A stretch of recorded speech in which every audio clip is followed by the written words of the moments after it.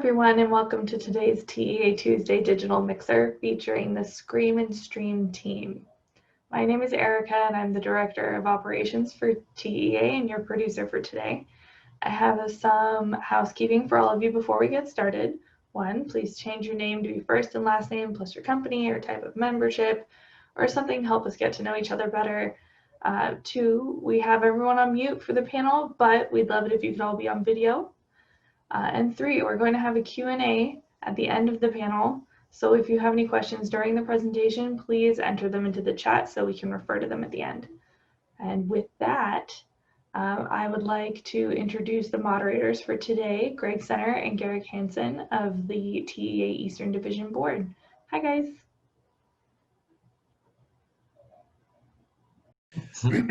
Well, welcome everybody. Erica, do you have any or the ground whatever that saying is? Yeah, I don't think we got any of that. Yeah. Well, she's not saying anything, so we're going to start. Hey, everybody, welcome. So first, what we want to do is we kind of want to go through and introduce everybody, or let them introduce themselves. The four the panelists that are from the event, and if you guys can just say so everybody knows, because I know you all have day jobs. This wasn't like your regular gig. So tell everybody a little bit about yourself. Just don't take the hour to do it, but and then maybe like what's your day job and what your career path is, what you do, just so kind of people get a sense of who you are. And we will start with Kyle. Hey, everybody. I'm Kyle Ransbottom. As of recently, I am a freelance kind of show set, prop designer, fabricator here in Orlando.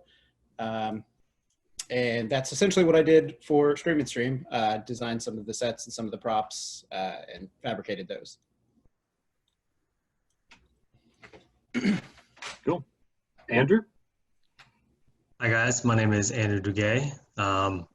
I work for Halloween Horror Nights usually. This year, obviously, a little bit of a different situation, but I'm in houses and streets as a lead, and I decor houses. Usually I come in after it's all built and everything and kind of put the finishing touches on. So I joined Scream and Stream to do kind of that same thing, and then I'm running maintenance throughout the event.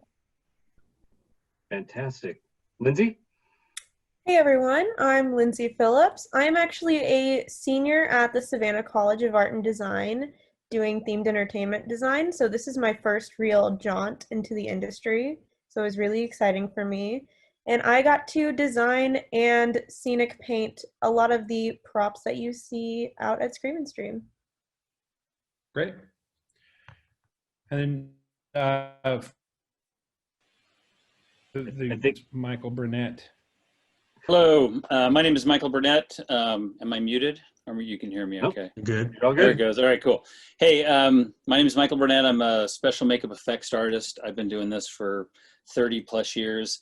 I've done movies, TV, themed entertainment, live stage stuff. The last 20 or 16 years I've been here in Orlando. I ran the makeup department at Universal Orlando for 16 of those years. I'm now working with Fright Night Studios. It's a company with my wife doing that same kind of thing. We do film and TV and theme park stuff.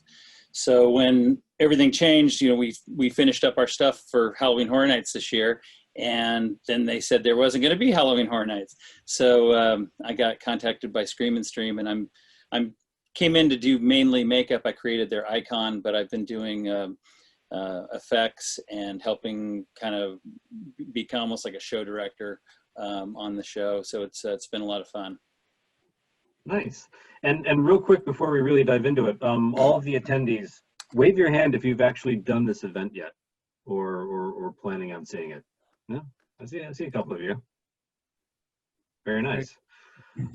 So just to give everybody sort of the greater context to what we're talking about, Kyle, do you want to give us a spoiler-free kind of overview of what the event consists of? Sure. You said Kyle, right? Yeah. Yeah, or everybody. You're just sure. Yeah, I mean, you're first in my box. So. Other people can certainly jump in. But Scream and Stream consists of a few things that you can do in terms of the whole event. It's hosted at Boggy Creek Airboat Adventures, I think is what it's called. And there is a sort of drive-through haunt, which is one of the main attractions. There is a kind of area you can go in that has, food and drinks. That's where you can meet our icon that Michael and Lindsey worked on. And then there's also, I believe during the day, there is a sort of daytime socially distanced trick or treat that is a little less spooky for the kids. That's my pitch for it. I'm not sure what anybody else wants to say. So when, and Michael, you'd said that they had reached out to you. So can somebody kind of fill us in on who they were? How did this team come together? I mean, obviously, the airboat adventure experience that existed. So was that something that the venue initiated and reached out? Was that a group of friends that had an idea? So can you guys kind of give us a little bit of background on how the team and the event actually coalesced into, an actual attraction? Well, Chris, who's the guy that kind of put the whole thing together. He was a stage manager at Universal. I think 3 years, like around 2008, he did 3 years of stage managing for a haunted house at Universal. And his background is, putting up show lighting and that kind of thing for more for like conventions and that type of venues. But I think he kind of came up with the idea early, in the pandemic, thinking, hey, Universal's not doing anything. Busch Gardens hadn't announced anything at that point. Disney had already canceled. And I think he literally looked at a map of kind of the general area, Central Florida, and found Boggy Creek on a map. He was looking for a place that, that had space, something that had place for parking, kind of the different things he thought of. And it actually has turned out to be a really great spot. To try to do it in just an empty field would have been challenging. The actual area that the haunt runs through is an old camping site. It's no longer used for that anymore, but it has camping pads and water and electrical. I think they're 20 or 30 amp services spaced out every so often. And so it's been great. I mean, we didn't have to run generators or, we have to run some extension cords, but not like 500 feet down to get something. There's literally a nice plug-in box every, I don't know what it is, maybe 80, 100 feet, something like that. And we have some water effects so that, we run a hose to it. It's been a really great location. And then having the Boggy Creek boat adventure, it's almost like a little mini amusement park. They've got some alligators that are on display that are from Gatorland. There's a restaurant. It's got restroom facilities. There's a bar. There's a Native American named Little who's there, and he loves Halloween, by the way. It's pretty cool. he's all dressed up in his native outfit with his mask on that's all decked out, and he does Native American demonstrations and things like that. It's there's quite a lot to do. In addition to the two haunts, there's the Boggy Creek runs their airboats at night, and they do like a spooky airboat ride. And yeah, just watching those boats go out into the pitch black is pretty scary, just that by itself. So no, that's absolutely awesome. I know. So one of the things that people may not be aware of is, as a drive-through event, the logistics behind it they're really, really well planned. The way the cars are funneled through, the way the drive lanes are set up, and then there's traffic lights that basically stop you at one of the show locations and then let everybody move on to the next one. But it's all very synchronized, very organized. How easy was that to implement? Well, I know that. I mean, the lights are standard. You know, again, that was all Chris's thing. Came up with that concept. It worked out pretty easily. I mean, we had some tweaking to do after we had several. I forgot what we called them, but they were basically while we were rehearsing and setting things up, we let some video, some internet people come in, the haunt vloggers and those kind of folks, and they would come through and get a little preview of what we were doing. And it was, I mean, it was far from close to being set up, but it kind of helped having people drive through it and seeing, which lights worked, which didn't work, and that kind of thing. So up until we had a full technical dress rehearsal, and then we had a media night, which a lot of those people came back to see it in full, in all its glory. They would only get to see a scene or two when they were there, the earlier nights. But all those little bits and pieces, putting all that together, really helped a lot, since a lot of it we were making it up as we went along, basically. So what was the timetable? Like when were you all contacted and this was started put together? When you say that you had them come through and look at a scene or two, so you could almost like workshop it, it sounds like, as you went through to develop. What's the timetable for your design and fabrication to implementation process up to opening? I think Lindsey came in pretty early. When did you come in, Lindsey? Like at the end of September, I would say. Or no, not September. Excuse me. The end of August.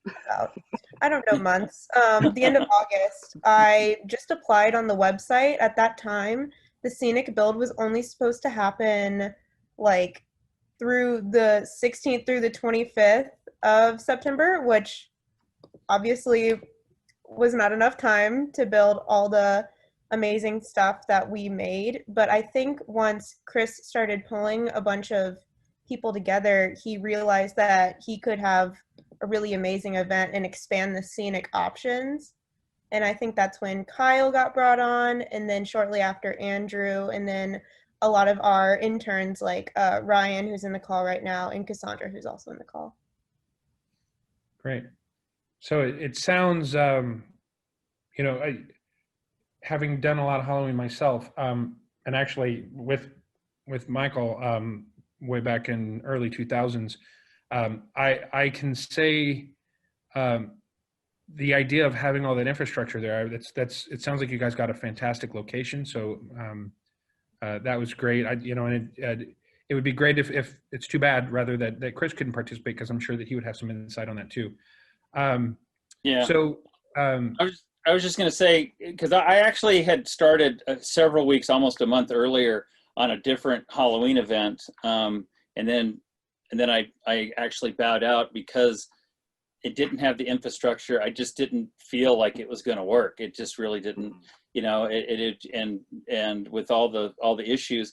And then almost, I think literally the day after I bowed out of that one, I thought, oh, I'm just decorating home at home this year. I got a call from Chris, and we spoke, and I went out and he gave me a tour of the place, and I went, wow, this is awesome. I mean, normally I wouldn't want to start a Halloween event, 4 weeks before it's supposed to open, but because of all that stuff and all the forethought that he had put into it, and the stuff like that Lindsey and Kyle had put in, it seemed possible, and obviously it has, because we were able to pull it off. Yeah, a lot of hard work to get it to work. Mm-hmm. Yeah, the infrastructure being there is huge, because if that's one massive thing that you don't need to worry about, yeah, that definitely gives you a step in the right direction. Absolutely. With, how much did the final location drive the story, or was the story more or less developed completely independent of the venue? Well, that was Chris's thing. I've talked to him about it. I think that was before the venue. He had this thing about 1997, certain song. He had certain things that he liked and had ideas about. And one thing what's great about Chris, I think, is he knows that that's not his strong point. So he kind of took those ideas and brought the group together and kind of let us take it and run with it. And then again too, as we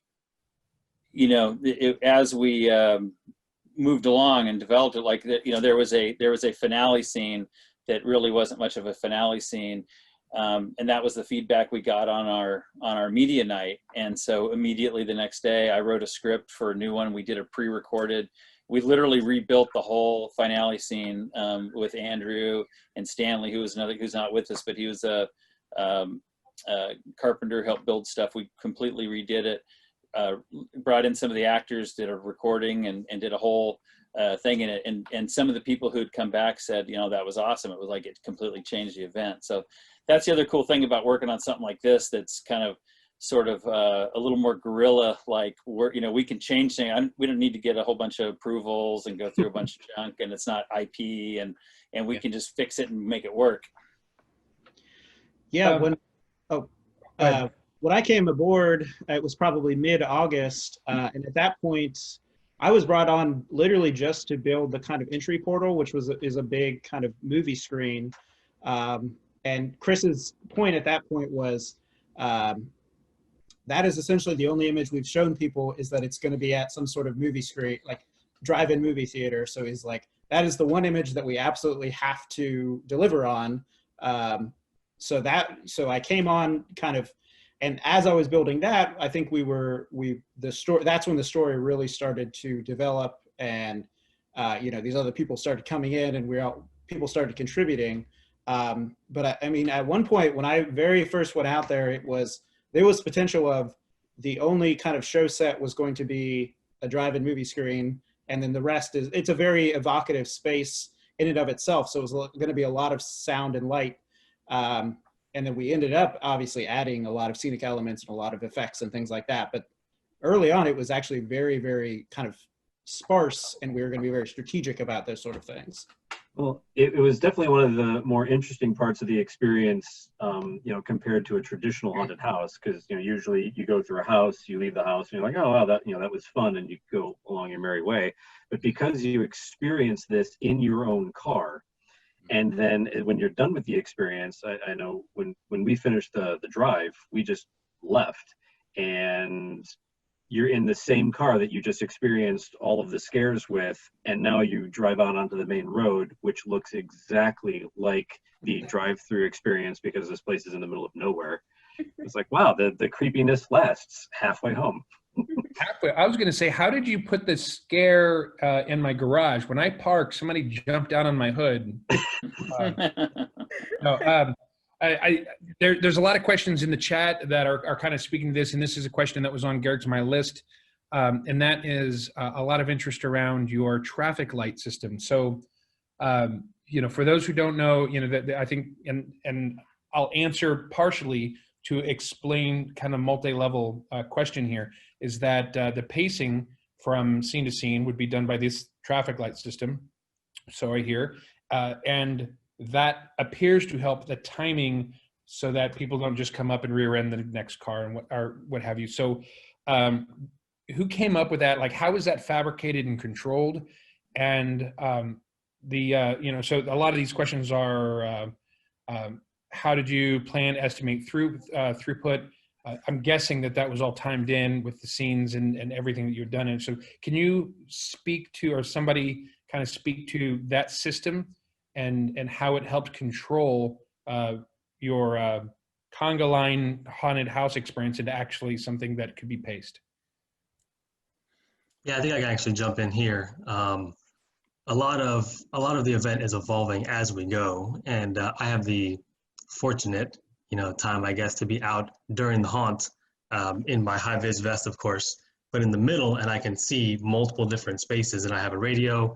Chris had predetermined that 4 cars was like the perfect amount to have hit each section at a time. I'm not sure how he came up with that, but his wife is something with civil engineering, so they must have planned that out ahead of time. But as I'm watching, the scare actors have the control for the light with them, so they can kind of judge when they need to let the next car go, or if they need to make their scare last a little bit longer. Sometimes they just interact with the cars a little more, kind of expand on what we've given them for a script. But it's definitely evolved, and it's gotten much better over the only 2 weekends, I guess we've only been open. And I even heard Chris at the end of the night on Saturday, I guess it was, talking to the ops team who's out at dispatch, giving them instructions and telling them when they're allowed to move on, that we got more cars in less time on Saturday. So I guess a record, you could say, for us. So how many cars efficiency per hour is key. I'm Or sorry? do you have that stat? How many cars per hour you generally can put through? I don't, unfortunately. That would be definitely a Chris or an ops question. I'm just We there did- to, keep tabs. Well, I know on the first Saturday, it was somewhere in the neighborhood of 200 to 220 cars for the night. And then I believe I heard that we had the same number the next Saturday. Now, the first Saturday, one of the challenges we have living in sunny Florida is that it's not always sunny. And we've had, and of course this, if you look at the weather, it almost, last week it was all dry. And then of course rain came on the weekend. We had that opening weekend. We operate in the rain unless there's lightning. So Saturday on opening day, we actually were delayed by 45 minutes for lightning. And that really did kind of back it up. Plus the fact that we hadn't really, we hadn't kind of found our groove yet. So this past Saturday, like as Andrew was saying, it went very smoothly. We had the same number of cars and got them in and out much quicker. You can look on Facebook and stuff and see how people felt about the waits and stuff. Saturday we had a few disgruntled folks, but the first Saturday, but the last week it was really quiet. So that it shows you're improving. And the light rain definitely added to the creepy swamp atmosphere for the event. And it kind of helps keep the bugs down a little bit too. Nice. Also true. Now, I think, Kyle, we had talked about this earlier, that there was actually a shortened track, like an inclement weather track, or is I just making that up? I'm not sure. You were not speaking about that with me. I know a little bit about that. yeah, I know if there's too much rain, our finale road gets really, really muddy. The main road is still drivable, but it's questionable when it gets like monsoonish. So I think you just skip the finale if it happened to be raining, but our main road is still available. So it'd only be missing one scene. It is a great scene. So it's the finale. Yeah. I know, but it's sad to miss it. But you'd rather miss it than have your car get stuck. So. Well, Very and true. we haven't had that issue. It actually has been mud since we opened that road. That basically there's 3 roads. When you go through the portal that Kyle was talking about, that he built, it's really cool. Dilapidated drive-through movie screen that has this crack through it that is lined with. If you look at the poster, it looks just like the poster. It's like this glowing. I don't even know what it's supposed to be, but some kind of weird glowing goo along the edge. You go through that, so that's road A, and you go all the way up till the end. It's about a half a mile-ish, maybe not quite. And then make a left turn and you come down road B. And those are the areas that are through the main camping, what used to be a camping area. And that's a rock road. That was a manufactured road. I mean, it's in need of some repair at this point, but it doesn't get so muddy. And then we have road C, which is a loop that you turn right and you go around, and it's only one way in and one way out. So we can only let one group at a time watch the finale, and that is what Lindsey's talking about. And it is basically a dirt road, and it is muddy. Yeah, so if you had a really low car in the rain, you wouldn't want to go through there. But so far, we've had a few of our team members get stuck driving off the road where they're not supposed to. But that's been about it. So. You guys are, and I don't know if you follow along with some of the chat questions. You're actually kind of getting a lot of the questions hit about mud and weather. We've talked about throughput. you had talked, Michael, about when you redid it and doing some recordings. So can somebody speak to the idea that you're able to put an audio or part of the show inside the car through the car's radio system, and kind of how that works, and what, how involved is it? Is it just music? Yeah, it's just the car audio is just music and atmosphere.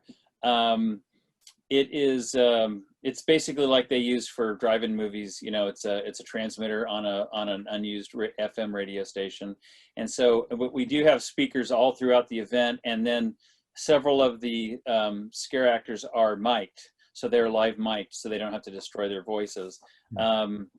Just the only thing that we have that's pre-recorded is the finale, because the timing on it's so important. Each scene is throughout the road A and row B is by, it's per car. One car experiences each scene about, the idea was about every minute. But 4 cars line up to see the finale. So what we found with that was trying to do it live just wasn't working out. So we have it all pre-recorded. It's easier to understand what's going on, and the actors just come out and lip sync, and it's worked out really well. Very good. Another question that we're getting consistently is, and anybody who's been in the haunt business knows that it's a pretty serious concern, the safety of the actor, and the safety of the guest for that matter, and how that interacts. So you've got people in cars, and you're scaring people in cars who have such tools to their disposal as steering wheels and accelerators.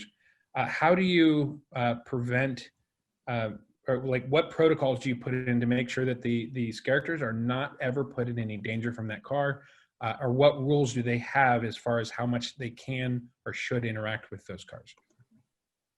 Well, the speed limit's set at 3 miles an hour, and anybody, anybody who's going faster or whatever, we haven't had that problem. We had somebody who was kind of revving their engine a little bit and had a chat with them, but out of,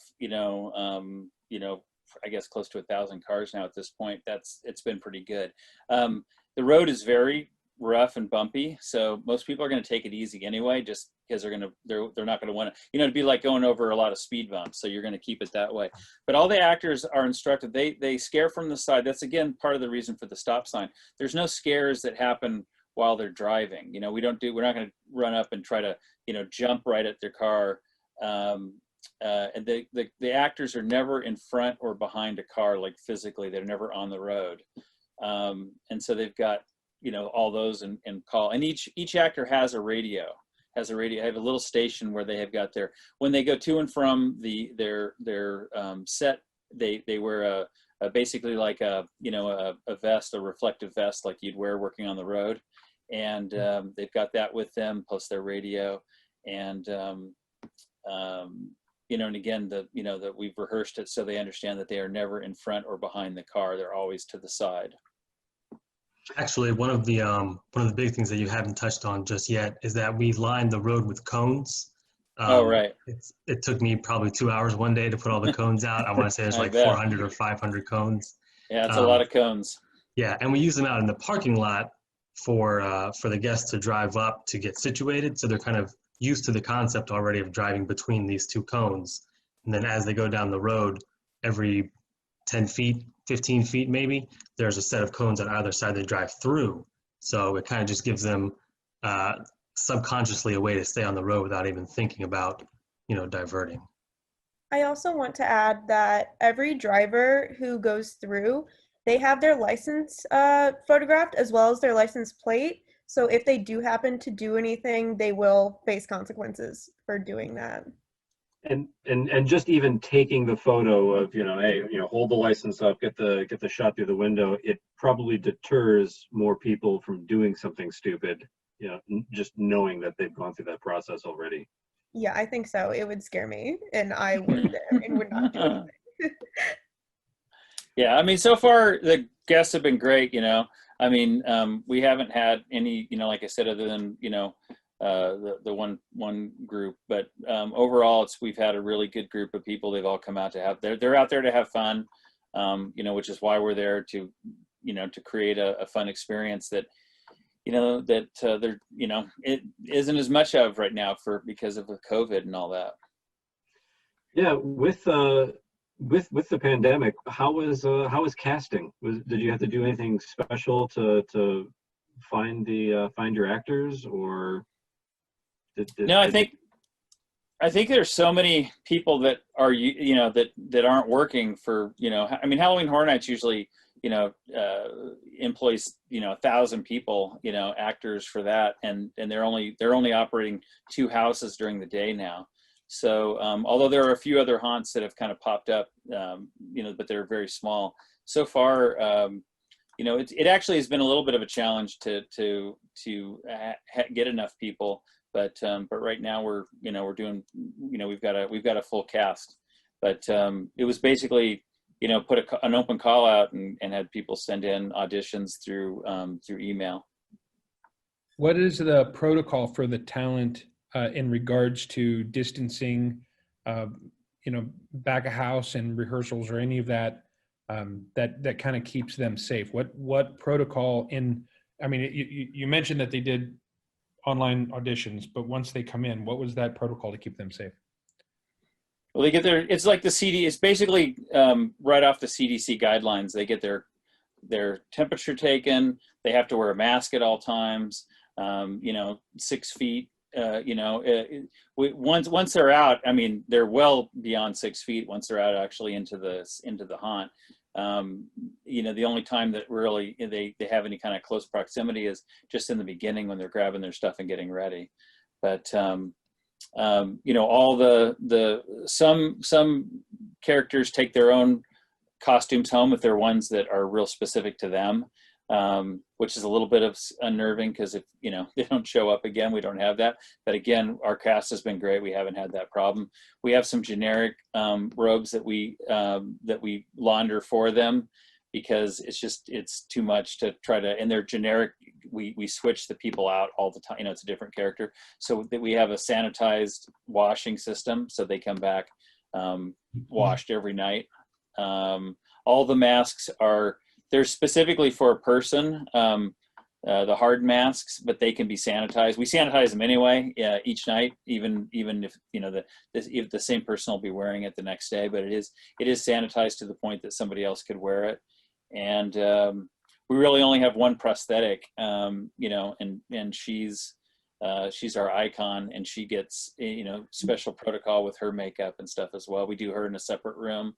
Because she can't wear a mask, obviously, while we're doing her makeup.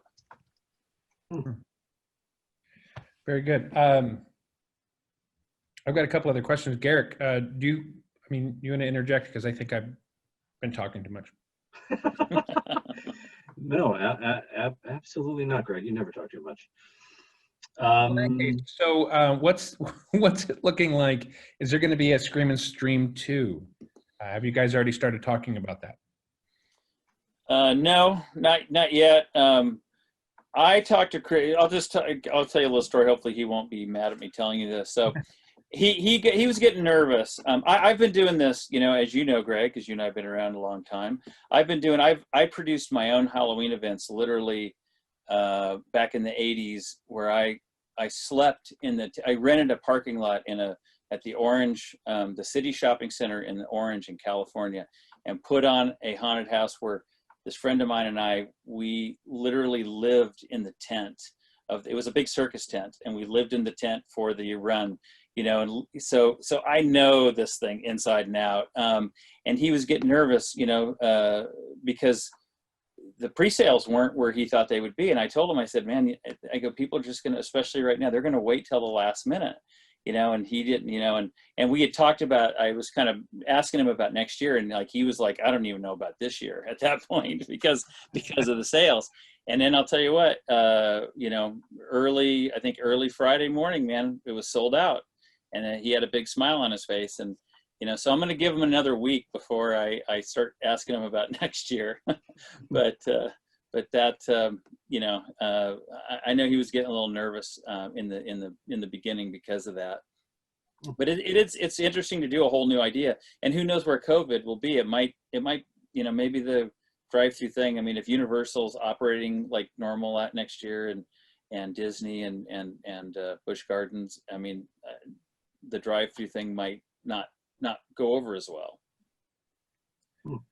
I applaud you all. I mean, you certainly filled a need in a town like Orlando and the surrounding areas.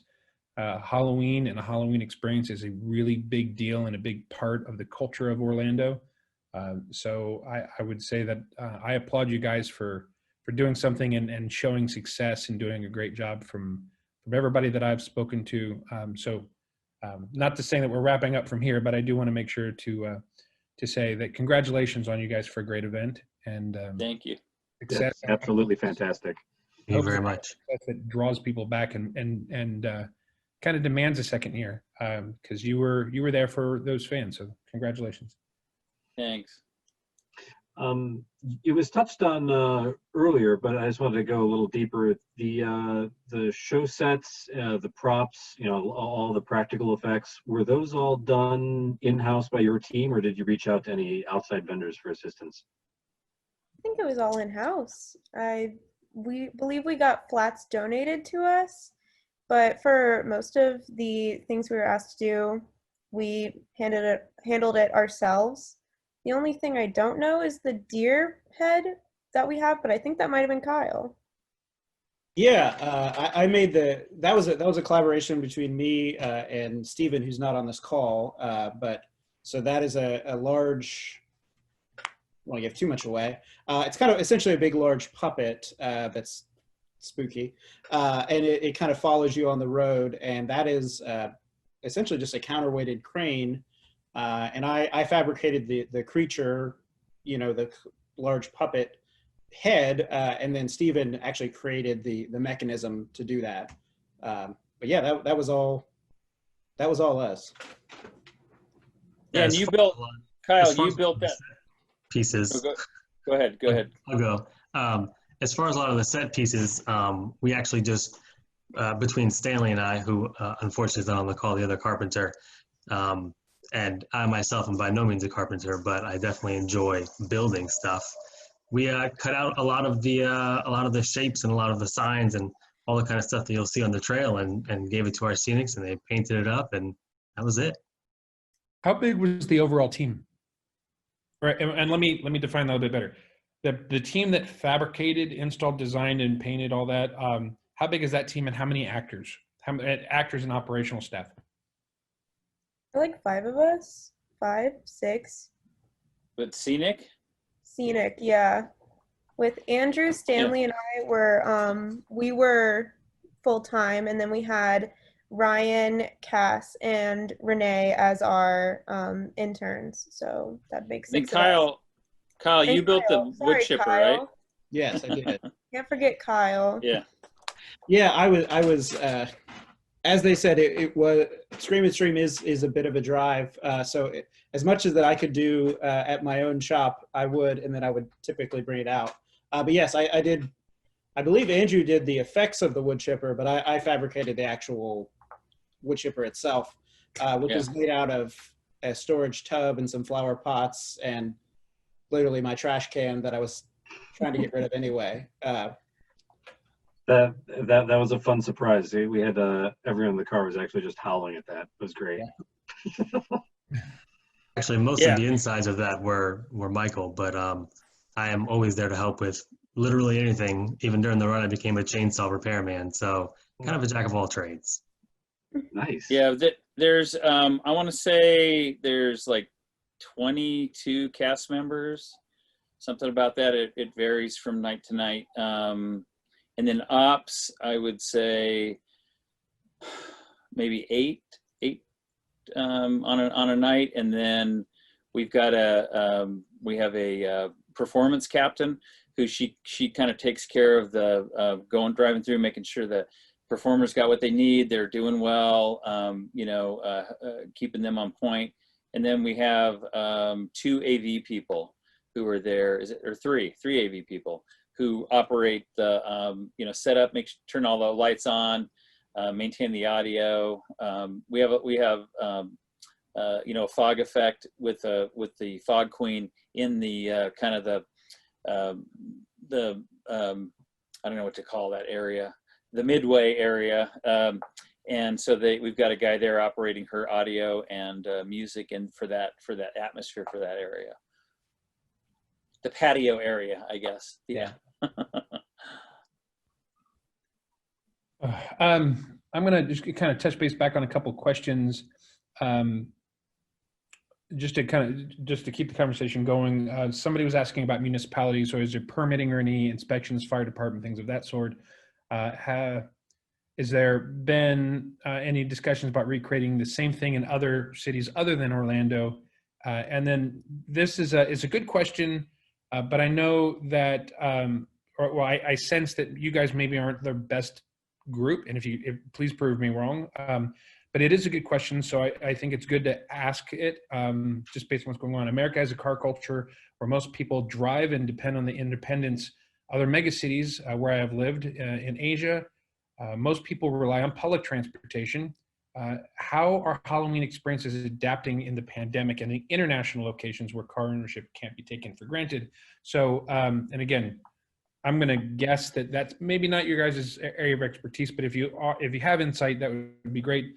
I know that there's an upcoming panel that would be exactly, just advertise the next thing that's coming. Keep a look out for that. There's a panel that's coming up next week that will be a much better panel to ask those questions to for that too. So look for answers there. But municipalities or kind of a take on internationally, what is going to happen?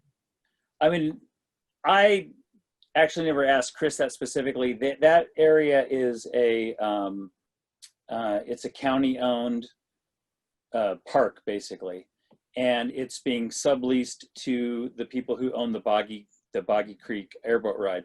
So I think they kind of have jurisdiction. We've not had any kind of inspections because we're not building anything that they're going through. So everything we're using is UL approved. Kind of, we're not doing any kind of permanent installation. So I think because the way that they're set up to do various events, we haven't had to really deal with that, which has been really nice compared to other experiences I've had with that kind of stuff. But as far as internationally goes, Halloween is really an American holiday that has been growing, over the years. Into other places. My company that I work with, my wife, Fright Night Studios, we do a lot of stuff with in Trans World, which is becoming more of a there's more of an international group coming to that. But it's still, I don't know anywhere where it's like it is here. Major cities, Hong Kong and England. I know we've started selling a lot of things in England, but it certainly isn't widespread as it is here. It's more of an event that places like Universal Singapore will host a Halloween Horror Nights kind of an event, or Disney. Disney has their events in China, or they did. Were there any surprises that caught you off guard, either between the design, the production, the operations? Nothing. All just completely according to plan. I'm trying to think. Well, yeah. Well, the plan was, again, we basically had an outline. Really, it was an outline and a concept, and then we set it up, tested it. Okay, that works. That doesn't work. Adjust it and move along. So it was a lot. That the ability to adapt like that is what made it happen so quickly, I think. We didn't have, it wasn't like Universal. We didn't have like, a stack of blueprints that we have to follow to the T. It was like, okay, here's road A. Okay, and there's the plug. So, and I got the longest extension cord I got is 25 feet. So that's where you can put the thing, that kind of, it wasn't quite that bad, but that's kind of along the lines how we did it. It was planned out, but it was very fluid, and that's what I think made it, has made it successful so far. Yeah. And then I don't know if everybody's following along in the chat, but Tracy did remind us that it's October 13th is the big TEA joint Eastern Western Halloween event. So yeah, be on the lookout for that. That's going to be a good one. Yeah, there'll be multiple breakout rooms. Michael, I know you're participating in that one as well, doing a demonstration, correct? Yes, I will be there for that one. So that's great. We're going to have some other industry folks that have worked on both sides of the country, have worked on very large Halloween experiences that will kind of give a perspective on the larger corporate ones and that side of the industry. So it should be a really great Q&A. Just if you haven't checked out the chat, I know we're kind of getting later in this and we're trying to get to everybody's questions. I think we're staying on top of it pretty well, but just to make sure, it's screamandstream.com is the website, correct? So you can find out the letter N and then stream.com, not the word and, but so just scream and stream. Yeah. And I posted the link earlier, so if you scroll up, you should be able to find it in there. Yeah. So that's they'll have all the information. I know there's safety information, the requirements, everything that you're going to agree to when you get there. Also, that's where you buy tickets, and so you can see what's still available. Yeah, you will book your ticket in advance, and then print out a QR code to take with you. There is a driver waiver you need to sign. Don't forget that, as I did, and had to run back to the house and hit print. And then also with all the other things that are at the venue, don't just go there for the Halloween event. If you've never done an airboat ride, now's a great time of year to go do it. They are a lot of fun. So definitely look at everything that's offered at the facility. Very good. So if we'll give everybody another little chance. I think we got to everybody's questions. If not, throw it back in there just because we're scrolling through and trying to stay on top of it. But we're also trying to engage in the room. So if you have any other questions, but in case we run out of time, Kyle, Lindsey, Andrew, Michael, thank you for putting your time in and coming and participating in this for TEA. It's great for us to when we were talking about how we really have been wanting to get back to in-person events, and although we can't do that because as an organization we don't want to put anybody in danger, we were glad that we can look at how you guys did something very safely, and that you have taken this in consideration. And as I said before, you filled a need in Central Florida, and so I applaud you. I'm sure everybody else does. So thank you all. And then and we got another question down here.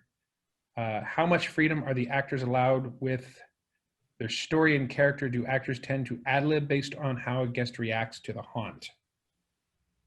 Yeah, they do, and actually we have adjusted their some of the specific. We've got obviously we've got some actors that are better at ad-libbing than others, and so the ones that have done really well.